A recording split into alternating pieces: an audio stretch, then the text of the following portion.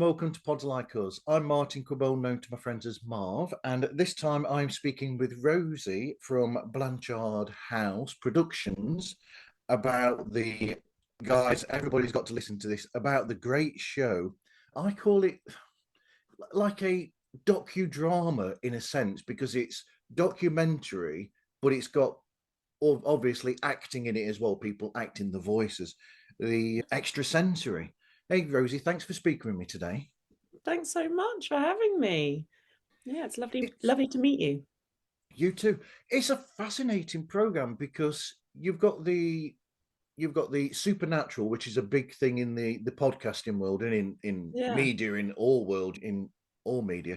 So you've got that, but then there's the dramatic side as well, with the actors acting the voices out, and then the narrator. But the best thing about it to me is that when you get so far through the show, it sort of switches lanes in a sense, and it becomes less biased towards one. It becomes more of an open show where it looks at it from more different opinions or perspectives.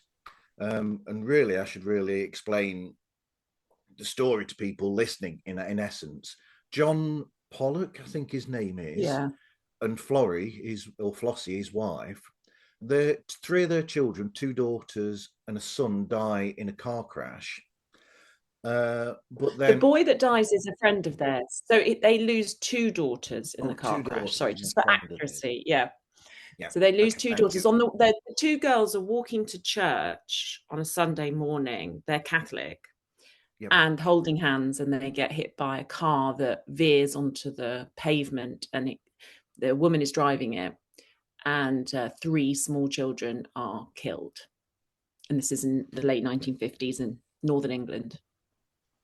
Yeah, but then the interesting thing is that they have twin daughters, or give birth. The wife gives birth to twin daughters so many months down the line, and John, he believes that those twin daughters are the reincarnations of the two that had died, because of certain things like a birthmark, where the birthmark is on one of them's got the same exact birthmark as another, and then there's a birthmark on another one that's where an accident had happened with one of the daughters, and there's a birthmark there where there was a scar on the other daughter, and there's all these interesting things. And then you got Dr. Stevenson involved, and it gets into real depth with it, but it also looks at all sides of it as well.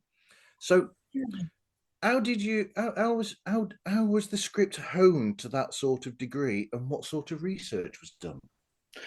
You've really hit the nail on the head. We start out trying to tell the story from John's perspective. So and he's the father, and he prophesizes that his daughters are going to be reborn, and in fact he doesn't really grieve them, because he believes in reincarnation. And at this time in England, in the West generally, reincarnation is a new idea, and people won't have heard that word before. Lots of people, particularly in Hexham, which is a northern English town. So he's got these ideas. He found out about it from books, and he believes that the children are going to be reborn. And then he prophesizes that there'll be twins, and then these things start coming true. So it's a piece of journalistic work, and there was very little journalism done about this event since the 1970s. What was really amazing about the story is that this family were studied by academics looking into reincarnation. So there's tons of interviews with them and evidence, and all the interviews that the family did with the press. John Pollock spoke to the press all the time. So there's all this testimony from the time of what was going on, or what he thought was going on. And this professor from America, Professor Stevenson, studied this family for over 20 years. So what we can base our program making on is just loads and loads of evidence from the time. And I think that's how come the story was so interesting to me, because when you're trying to tell a story that isn't widely covered nowadays and is so old, it's over 70 years old, you need to be able to bring these characters to life who are now dead and can't speak for themselves. But so the way we chose to do it in this case is by getting actors to say the words that they said in those interviews and to recreate those interviews, which are in sort of evidence boxes from the universities that studied them. And that's how come, I mean, you mentioned this sort of using this sort of dramatic, using actors, and that's why we did it, because they're not around to speak for themselves today. So we had to bring them to life. But, and without trying to give spoilers away, later on you do get footage of real people's voices that were involved. Yeah, I mean, we speak to as many people as possible. I mean, we spent years working on the journalism for the story and trying to find out what really happened and really trying to understand the motives of the people involved. So we spoke to anyone who remembered the events, and what we found is loads of different contrasting memories of what happened all that time ago. And because the Pollock family sort of fractured and sort of fell apart after about when the twins were about 20 years old, and they disappeared after being big public figures. There was even a documentary made about them by Yorkshire TV in the early 70s that aired on a Sunday night, so it was quite a big deal. They were pretty famous. They disappeared from the public eye, so we had to, part of the story is us trying to find all the people from the family that are surviving and get their perspectives on these events. And those perspectives vary vastly depending on what they believe, because it's really about belief. I mean, the series is it's thinking about what it is that happens to us after we die and the way different people feel about that, and the search for evidence to prove that something happens after we die, that it's not just it doesn't end. That was what Professor Stevenson was trying to do with his work, which was over many decades. And this British family become one of his main sort of arguments for how reincarnation could potentially be real. And that's something that's so interesting about them. But it's also interesting because in a way as well, coming from the world that we are today compared to the world then, I mean, poor John had, I say poor John, that's debatable. He had a lot to put up with negativity from the church. I mean, that's a big thing. But nowadays, the way that we've changed as people, and we're more accepting of, we don't necessarily all believe that these things are real, but we're more accepting and more of an open, we're more open to these possibilities. Potentially, yes. I mean, that's one of the reasons why I thought this story was, it's a good time to tell people this story, which is largely forgotten. Because I think I noticed an interest in spiritualism and a shift towards horoscopes and trying to answer these sort of existential questions. And people were trying to do that in the 60s as well. And there was a lot of investment into trying to answer these big questions. But there was also this sort of openness to ideas, as well as, so up until people started hearing about reincarnation, the rules of life were set by whatever religious organization you were part of, or whatever your belief system was. And then this really challenged that, and there was tension about that, as you point out. But I think what I love about this story is it feels like it could only have happened at that moment, and it was a cultural phenomenon what happened there, when these new ideas are coming through and people are taking investing a huge amount to try and find the answers. And that's what I really like about it, is that it's very much of its time, what happens here. But we can look back at it, take people back to that time where kind of anything is possible. But also, as the story progresses and as you get to the later episodes, bring in more challenge to those prophecies or what people were saying, and hopefully give people lots of different perspectives of what could have happened here. But it is the story of a family, and we allow the members of that family to tell it in their own way in the program. And then when it ends, you hopefully have decided what you think, or maybe had your ideas that you went into the program with, your beliefs, maybe challenged in some way, or maybe not. But it's a big question. What happens after we die? It's an amazing thing to try and think about, I think. I think it works also from the perspective of, because it's been brought to us through the BBC, it sort of works with that, with their, they have a long history of these sort of programs where they'll put them out, and then the great thing is that the best programming that's out there of this sort of type, this journalistic work, is when it gives you all those options and it becomes a talking point, essentially, where you'll just be thinking about it and you'll have all these options in your mind and you'll be thinking them over.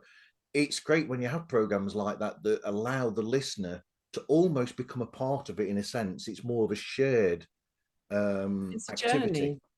Yeah, I mean, that is something in our, by the way, it's brought by Apple TV distribute, and the show, not the BBC. It's Apple TV in America who did, but we are all former BBC journalists who made the show. But yeah, that style of program making is very, we didn't set out knowing what was going to happen when we started making this documentary. We didn't have all the answers. We didn't have access to the main people involved. And we do speak to a lot of the central characters as part of our program making. And I hope that that's a journey that the listener is invested in taking with us, because we also, one of the first people from the Pollock family that we managed to contact, none of it was easy contacting people, is the granddaughter of John Pollock. And she knew very, very little about her family. It was a family secret. So she follows us along the way as we discover all these things that happened. And not just the things about the evidence gathering around the twins, because there are lots of bits of evidence that were presented in the research into the family by John and Florence, but reported by Stevenson, the professor from America. But she's discovering, Lauren Pollock is discovering all these things for the first time. And it's, so that's the sort of the way that we chose to tell the story. We don't set out knowing all the answers. And I think her revelations about it are really important because it makes it very real. People do have secrets in their family, and it can be very hard to unravel those and to see them for the first time. And yeah, I think she's very open. She's actually a very spiritual person, which makes it even more interesting, because she believes that there is something after death, and we have that perspective in the program. I meant to say Apple because I actually got a subscription, so I could be further ahead than everybody else. So, and then you've done really well with the casting, because when you've got good voice acting or voices on a show, they put in the emotion as well, and that comes across, even if they're in some cases probably recording on their own to no reaction or whatever, and they put so much emotion into it, especially the guy who does the voice of John himself. Yeah, I think all the actors in it are really good. I mean, we put a lot. So I run the creative team, and obviously there's a team of producers and composers who are all making the program, and they put tremendous amount into casting the right people. And if we don't have the right person, we go back to the beginning and find the right person. I think actually, I'll tell you something. The funny thing about this show is that actually the Pollock children, and they don't have a huge parts, but they're in the background and they sing stuff. Those are actually played by my children, because we thought, which was lovely to have that. And so they're credited as actors as well, and they were contracted as actors to the show because they were the right ages. So my children are actors in it too. But it's really important, if you're going to try to create three-dimensional characters from the past based on the piles of evidence that we have and the years of work, to have the right voice to make them come to life. And part of the reason to have Will Sharp as the narrator for this documentary was to really take people back there, make the series as cinematic as possible, and for people to really enjoy, hopefully, having this story told to them.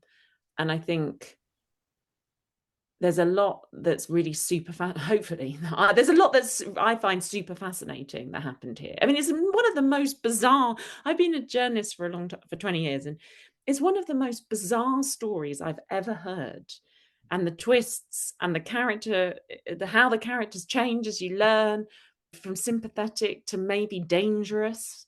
Potentially these characters are dangerous. And I think that I really wanted to take people into that world as much as possible, whilst being true to this is a piece of journalism, to the journalistic core of the work. But the work that, I mean, you've mentioned Will there. What Will is doing and the writing that goes with it as well is perfect, because these moments, I'm trying to think about to word this without giving away something, like, for instance, when he says Poppy only got her, or was only just able to get her, or whatever, the producer Poppy, and these people and these sort of things, where he's like, and then there's those turns where the writing of it and the way that Will narrates it is perfect for suddenly making you realize that there's an important change in, or shift in, the way that the show's moving. I'm trying to move along so we can get done in the next 5 minutes. Oh, don't worry. I mean, a few minutes overrun is fine. But it's so nice that you noticed these things, because we're moving through decades in this story, and there's a lot of ideas in there to introduce people to. And so we had to, it's not sort of the easiest story to tell in a way, because it's very philosophical, because there's loads of contradictory testimony and evidence, and it has so much to do with belief.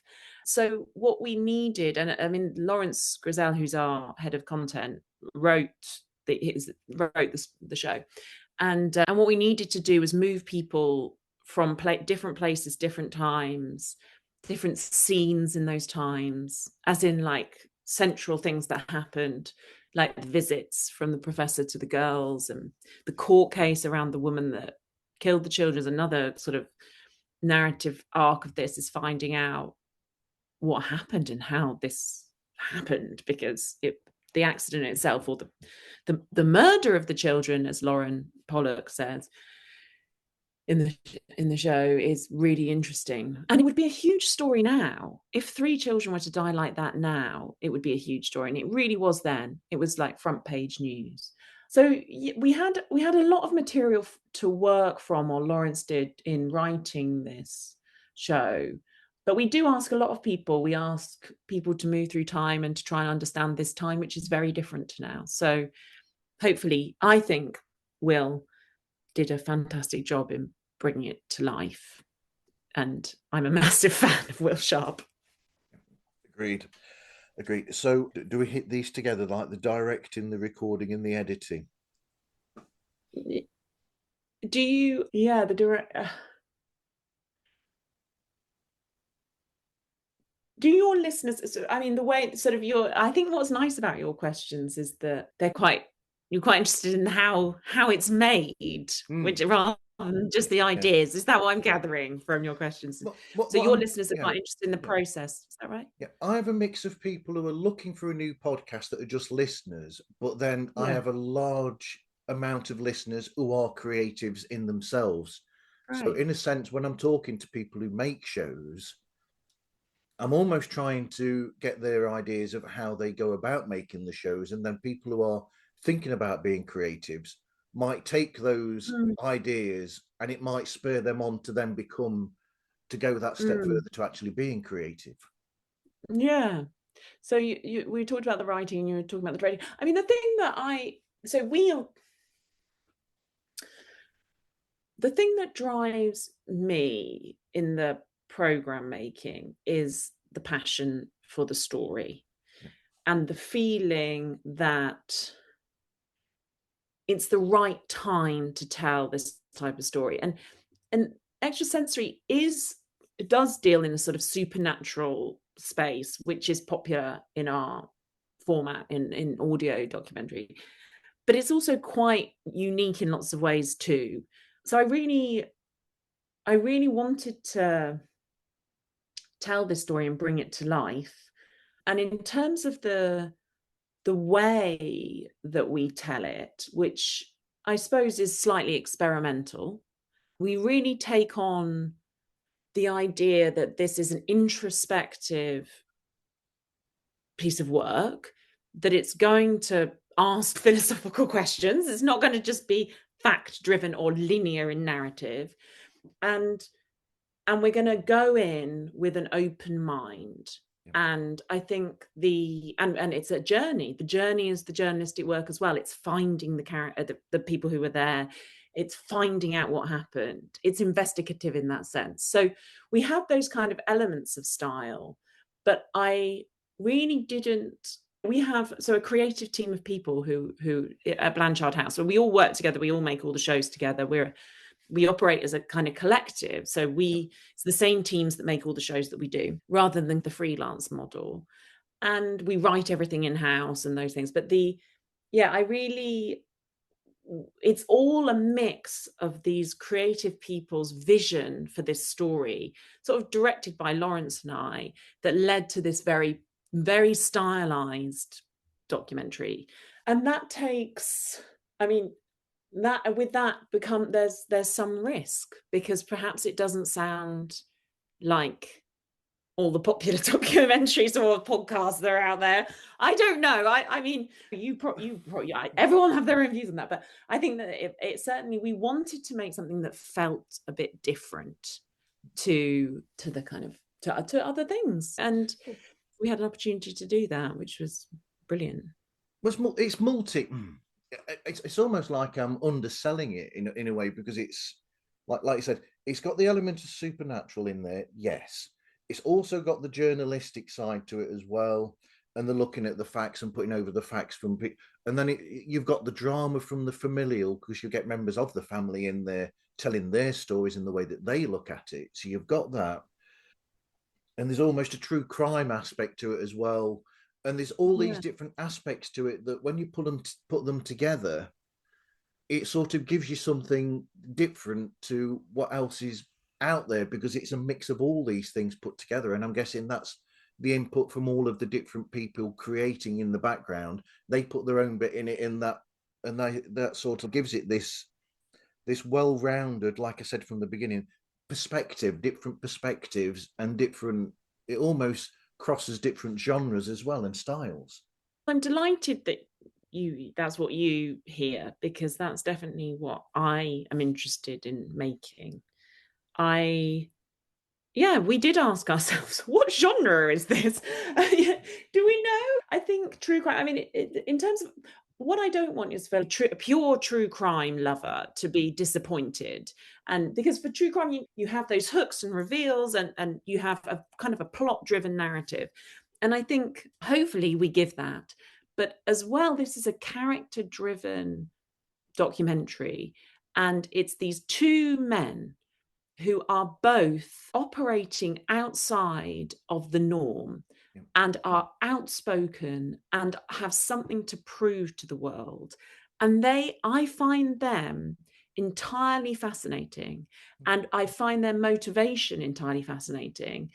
And then the idea that they created so much attention and and did these extraordinary things with Professor Stevenson, traveling the world, investigating reincarnation, being one of the first psychiatrists and academics in America to try and find evidence for this kind of supernatural ways, parapsychology, extrasensory, all those things. It just fascinated me, as these people who do these things are completely fascinating to me. So that's why it's so character driven, because we want to try and really understand them in the programs, and I hope that brings a new perspective. And because that's what drove me. I mean, it was my story in terms of I found the story originally, and I did the original journalistic work on it, and it was them that really motivated me to keep digging. Okay, so God, I could keep going on about this forever, but we haven't got the time. So what advice would you give to people if they wanted to go into this sort of realm of the creating this sort of thing? I think carefully about the story that you want to tell. Yeah. And think carefully about, in a way, what you're trying to say with it, because I think there's a great potential at the moment in what we do. So I was at Radio 4 for a long time, and I was a news journalist, and then I went into sort of long form, and this world didn't really exist then. You didn't have the potential to blend styles, or sort of to be part of the bigger cultural phenomenon. In a way, you're quite bracketed into news or current affairs as a documentary maker in audio. And if there, I mean, it's whatever interests the person, but I would really encourage the people to think about how what you're trying to make feeds in to the bigger cultural movement, or the TV documentaries and scripted, and how it all, because what I'm most interested in are having the privilege is to tell stories that I think are really interesting, say something really interesting about humanity. And that is what motivates me to keep doing something, to keep doing this. And now we finished Extrasensory, and I'm thinking, okay, we did that, and what am I feeling, what would be interesting now, or what's interesting in 2025, or like, where is there something original, is there something that encompasses all these different ideas that maybe people are thinking about or gonna think about, and looking at music, visual art, all of it together. And it's like, what's happening, and how does what we do fit into that? And I mean, some people, you can feel very passionate about story and just really, really want to go for it and find out what happened, and that's great. But and that's always that's what you have to have, because you're going to spend years of your life thinking about it.